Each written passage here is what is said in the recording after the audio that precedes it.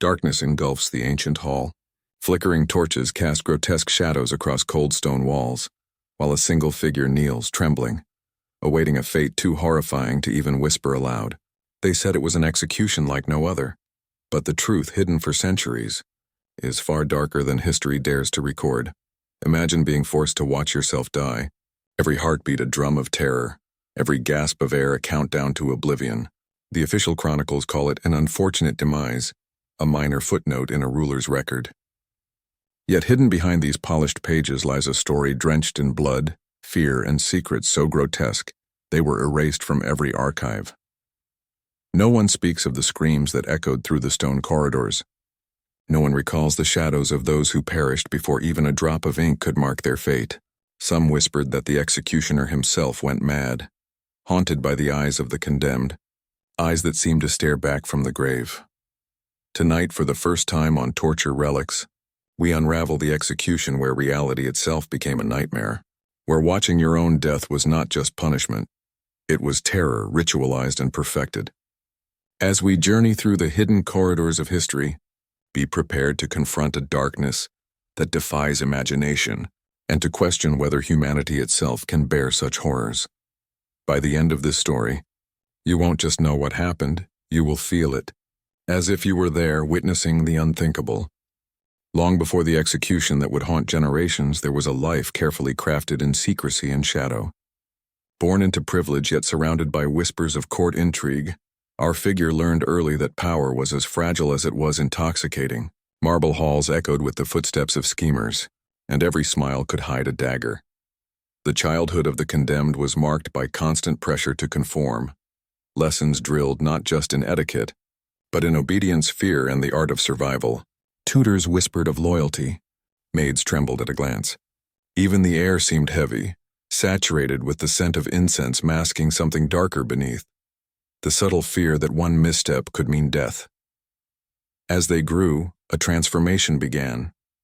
Outwardly composed, they moved like royalty should, yet behind closed doors, paranoia crept into every thought. Every shadow on the wall, every whisper in the corridor, became a symbol of potential betrayal. The corridors themselves seemed alive, holding secrets in every crack of the stone, every tapestry stitched with cautionary tales. Even objects carried symbolism. The ornate chains that would later bind them mirrored the gilded chains of their upbringing. The ceremonial dagger that hung in the hall foreshadowed the horror to come. History often records only titles and accomplishments, but the hidden details, the tremor in a hand, the faint scent of blood on a letter, the silent warning in a servant's eyes, tell the true story. Here, in this palace of cold beauty, we see the seeds of what would become an execution remembered not for justice, but for terror.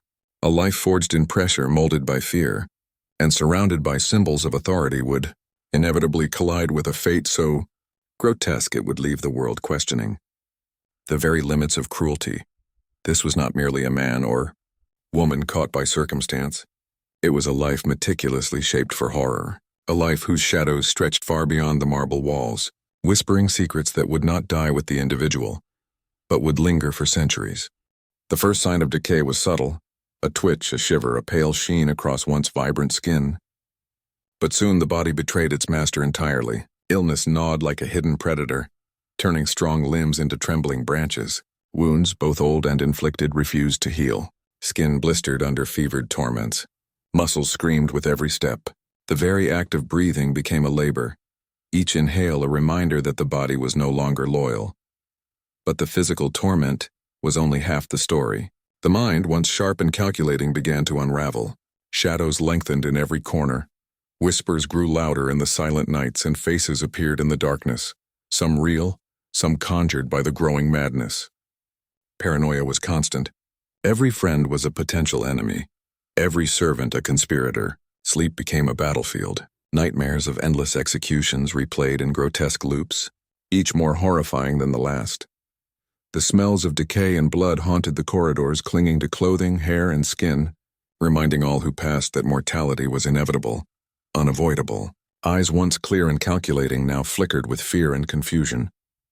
Sounds, creaking doors, distant footsteps, the faint scratching of rats, twisted into ominous messages, interpreted by a mind fraying at the edges.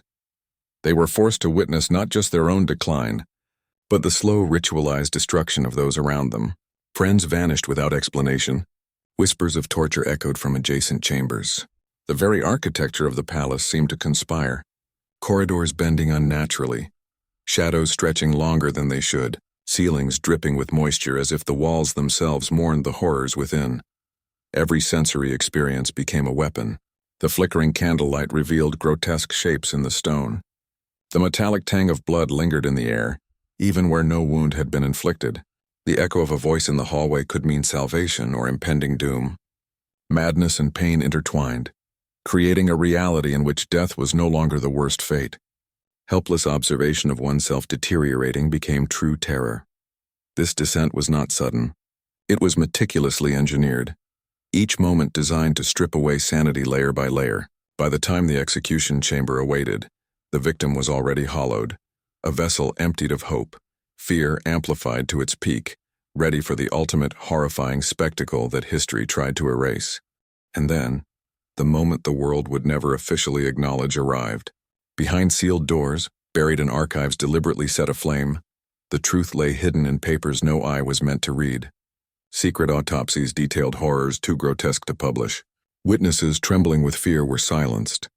Some vanished without a trace, as if the earth itself had swallowed them whole. The execution was no mere punishment. It was a ritualized spectacle of terror, designed so that the condemned not only perished but saw themselves destroyed. Their own agony mirrored in every shadow. Diaries recovered centuries later, though fragmentary, spoke of eyes watching, mirrors reflecting death before it arrived. Those tasked with recording events were forced to write false narratives, smoothing over blood, screams, and madness into official misfortune. Even the architecture concealed secrets. Hidden chambers, trapdoors, and iron-bound vaults held instruments designed to extend suffering beyond comprehension. Some documents spoke of mechanisms forcing victims to witness hallucinations of their own decay, blurring the line between reality and nightmare. Yet every record was systematically erased. Every shred of evidence burned or hidden, leaving only whispers for those who dared to ask. The empire itself seemed complicit, its chroniclers fearful, its officials silent. Letters hint at orders from the throne, decrees mandating silence as if the horror could be contained by ignoring it. But in hushed corners, rumors persisted. Rulers who observed the execution later suffered unexplained ailments, their deaths suspiciously premature, as if the victim's curse lingered beyond the grave. On Torture Relics, we reveal what history tried desperately to erase. The execution, once dismissed as legend or exaggeration, was meticulously documented in private accounts, exposing a depth of cruelty that shakes the very foundations of authority and morality. To read these records is to witness terror engineered with precision, a confrontation with mortality so intimate, so personal, that centuries later, it still chills the blood. This was not just an execution, it was a calculated confrontation with death itself, a nightmare layered over reality, a legacy of horror deliberately hidden from the world. Until now, the execution did not end with a single life. Its ripples extended far beyond the chamber, shaping empires, politics, and the silent fears of those who ruled from marble thrones. Where history recorded order and progress, beneath the surface lay a legacy of fear meticulously sown. Monarchs and officials learned that power carried consequences that could pierce the soul as deeply as any blade. Secretly, every ruler who sat upon the throne afterward carried the haunting shadow of what had occurred. Diaries and correspondence hint at rulers plagued by nightmares, gasping in terror as if reliving the execution themselves. Some historians dismiss these accounts as coincidence, but the pattern is chilling. A succession of leaders who fell ill under mysterious circumstances, their deaths eerily mirroring the agony of the condemned.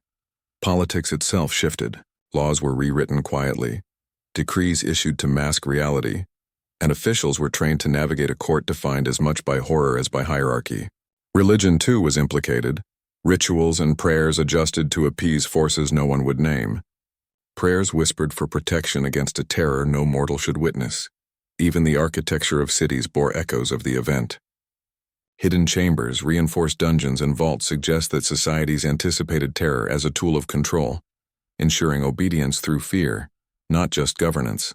The execution became a template of dread, teaching those in power that terror could maintain order more effectively than justice or diplomacy. Yet for the people, the story was mostly invisible, erased from textbooks, glossed over in chronicles, whispered in fearful tones. History remembers only the surface victories and failures. But the true legacy of this execution is found in the shadows.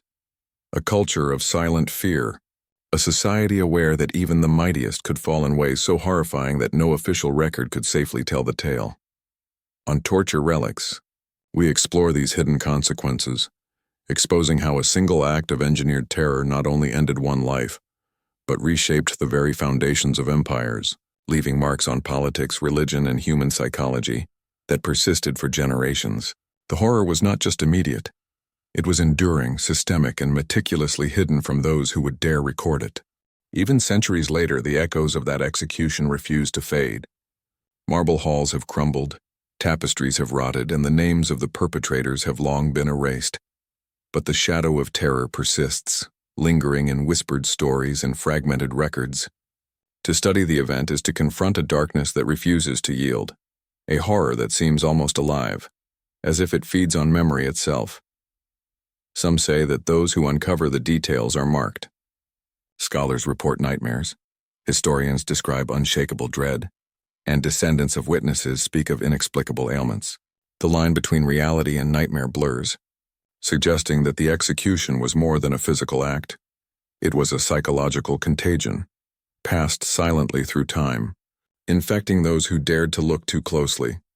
We may never know the full extent of what transpired. Records were meticulously destroyed, witnesses silenced, and the very architecture designed to conceal secrets remains partially hidden. Yet every detail that survives points to a conclusion both terrifying and unavoidable. This was not merely a punishment. It was a confrontation with the fragility of life itself, a staged horror meant to imprint itself on the minds of rulers and observers alike. On Torture Relics, we present this story not just as history, but as a warning. The execution where you were forced to witness yourself die is a reminder that even the most controlled societies harbor unspeakable darkness, that power often masks unspeakable cruelty, and that some horrors are so profound they cannot be erased, no matter how carefully the world tries. As the candles flicker in your mind and the shadows lengthen, one question remains: how many secrets remain buried, waiting for the curious to uncover them? The story of the execution where one was forced to witness their own death is not just a tale of horror. It is a glimpse into the hidden cruelty that history often tries to erase. But the truth doesn't end here. Every shadow hides a story. Every lost record whispers secrets that demand to be heard. Now we turn to you, the viewer. Could you survive the terror that this history holds? What would it feel like to witness your own destruction? To be powerless while the world watches? On Torture Relics, we uncover the past's darkest moments, and tonight, we've shared one of its most horrifying. If this story shook you, leave a comment and share your thoughts. Should we uncover more hidden truths from the past?